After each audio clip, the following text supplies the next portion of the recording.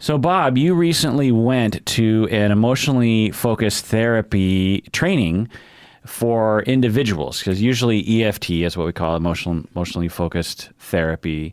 Is it emotionally or emotion focused? Oh, good question. There are two animals. Emotionally focused therapy for couples, that's Sue Johnson. Emotion focused therapy is Les Greenberg.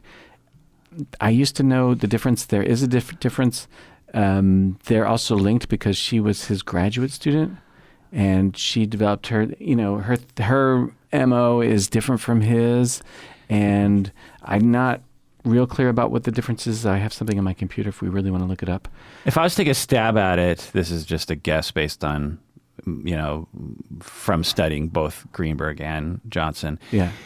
Greenberg was focused on individuals for the most part, and wanted people to, or his style of therapy was instead of focusing on cognitions and on history, it was like what's going on for you emotionally right now, and the times a lot of the dominant therapy models were actually trying to get people to stop talking about their emotions. Right.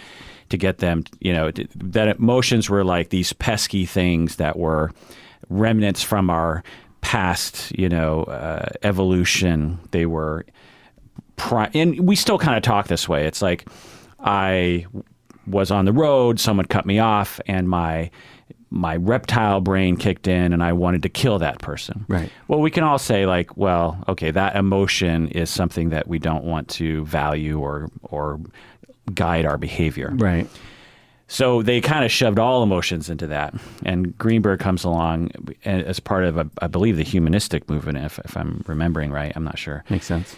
And wanted to focus on emotions and say that emotions were important, that they were important guides to your needs, and that when you listen to your emotions, you can find well-being, and you shouldn't try to reduce. Again, this is me just taking a stab at it. And then Sue Johnson, who was a grad student of Greenberg, really liked emotion-focused therapy. And as she started to learn about attachment theory as well, and she started to do family therapy and couple therapy, she started to develop a version of emotionally focused therapy that was integrative of both what Greenberg was talking about and attachment theory, while applying it to systems and communication and in the room bonding and helping people to meet each other's attachment needs. So that's my guess. I think that's true. Yeah. So we can say emotion-focused or emotionally focused, I guess, but what we're talking about with you here, Sue Johnson's emotionally focused. Yes. Therapy, normally for couples and families, but you went to a training for using this model, EFT, with individuals. Is that right? Yes. They call it EFIT, emotionally focused individual therapy. EFIT. EFIT, because we need another acronym. Right. It sounds like a wearable, right? A device. An EFIT. Yeah. There probably is an EFIT somewhere out there. Oh, yeah. There's a Fitbit. There's an e-commerce. Right.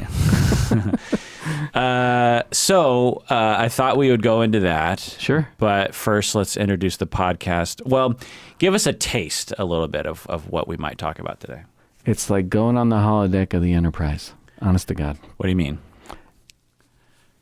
EFIT, EFIT is actually working with, they don't say it like this, introjects, but it's literally like you make a hologram and you interact with the hologram, or the hologram is already within you and you interact with it, and that's as good a tease as I'm going to give you. So you're saying that the model proposes in session that it's empty chair work, essentially? Well, without the empty chair. Yeah, they don't do she said, we don't do the furniture moving. That's how she put it. It's very funny. So you imagine someone and interact with that person. And imagine that person's interacting with you, and this is all acted out. Interesting. Yeah. And it integrates all of emotionally focused therapy, but also can be used with individuals and helps people with their attachment recovery. And can potentially change their attachment style from more insecure to less insecure. That's the goal.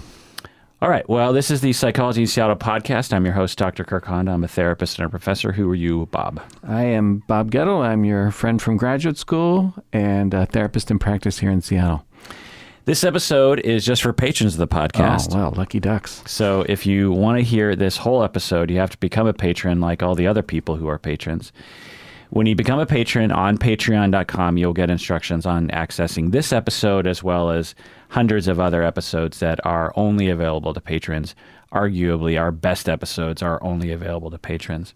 So go to patreon.com, become a patron of the podcast, and know that part of your pledge goes towards various charities and scholarships that we support. We're actually giving out our third and fourth scholarship soon. Wow. The deadline for the scholarship application is the end of December 2019. Both scholarships are for $2,000. Wow. And we've already given thousands of dollars to pet organizations, to scholarships, to LGBTQ charities, to homelessness charities.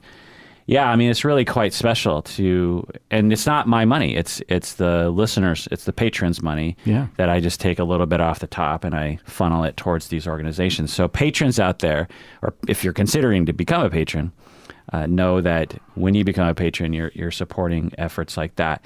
You're helping someone get through graduate school. One of our scholarships, one of the $2,000 scholarships, was actually a donation from an anonymous listener who just gave me $2,000 to give to a student who needs that money. Wow. Yeah. Anonymous, too. That's lovely. Yeah. Yeah, it wasn't me. So become a patron at patreon.com and be one of us. You're wearing a Patreon t-shirt.